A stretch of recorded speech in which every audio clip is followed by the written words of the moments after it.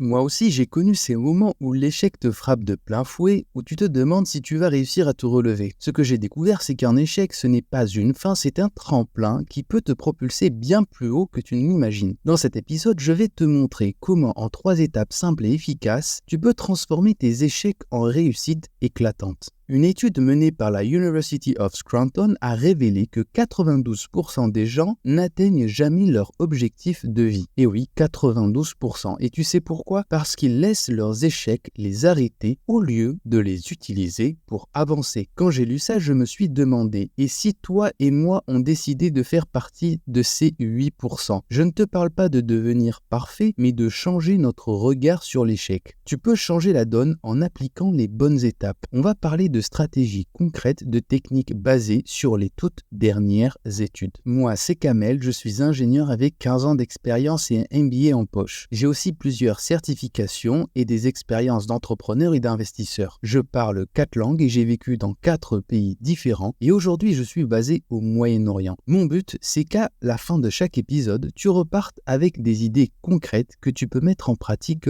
facilement. Alors des exemples célèbres d'échecs transformés en opportunités, il y en a plein. Tu as déjà entendu, je suppose, parler de Thomas Edison. Ce génie derrière l'ampoule électrique, eh bien écoute ça, en 1914, son laboratoire entier a pris feu. Je ne te parle pas d'un petit accident. Tout ce qu'il avait construit, toutes ses recherches, ses prototypes, tout est parti en fumée en une seule nuit. Ce qui est dingue, c'est sa réaction. Quand son fils est arrivé, paniqué, Edison lui a dit « Va chercher ta mère et ses amis, ils ne verront plus jamais un feu pareil de leur vie. » Le mec a juste invité sa famille à regarder son labo partir en fumée. Et ce n'est pas tout, le lendemain, il a déclaré calmement « Je viens juste de me débarrasser de toutes mes erreurs, on peut recommencer avec un esprit neuf. » À partir de là, il a travaillé encore plus fort et a développé certaines de ses plus grandes inventions. Alors la première étape que j'aimerais partager avec toi, c'est de revoir notre perception de l'échec. Pour les Japonais par exemple, l'échec n'est pas une fin mais une étape.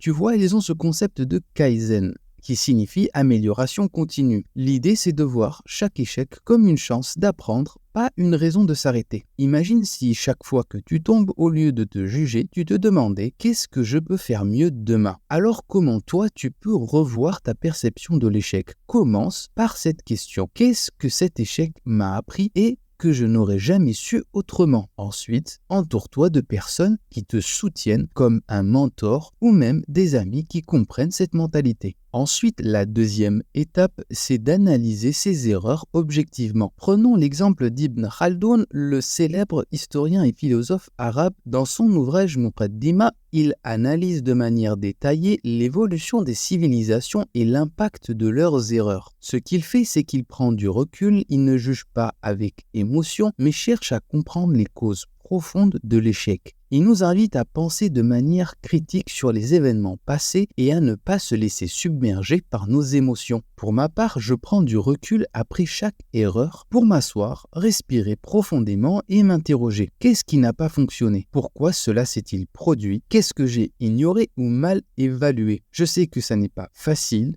L'ego peut nous empêcher de voir les choses avec clarté. J'ai créé ce podcast pour partager des conseils concrets qui m'ont vraiment aidé dans mon parcours et je veux que ces idées puissent toi aussi t'inspirer pour passer à l'action. Alors abonne-toi à ma chaîne et à mon contenu en cliquant sur le bouton s'abonner. Finalement, la troisième et dernière étape, c'est de s'entourer de personnes positives. Dans la culture chinoise, pendant son âge d'or, une idée fondamentale était celle de l'harmonie dans les relations. Si on parle de grands penseurs comme Confucius, il insistait sur l'importance de s'entourer de personnes vertueuses et sages. Dans ses enseignements, il ne parlait pas seulement de bienveillance, mais aussi de l'impact énorme des relations humaines sur notre équilibre intérieur et notre succès. Il disait quelque chose de simple mais tellement puissant, tu es la moyenne des 5 personnes avec qui tu passes le plus de temps. Alors toi, de ton côté, est-ce que tu as des personnes qui t'apportent de l'énergie, qui te soutiennent dans tes projets et qui croient en toi, même quand tu doutes? Si tu n'as pas encore ce cercle, commence petit à petit. Entoure-toi de ceux qui t'encouragent et qui t'inspirent à donner le meilleur de toi-même. Ça change tout. Si tu fais ce choix, tu verras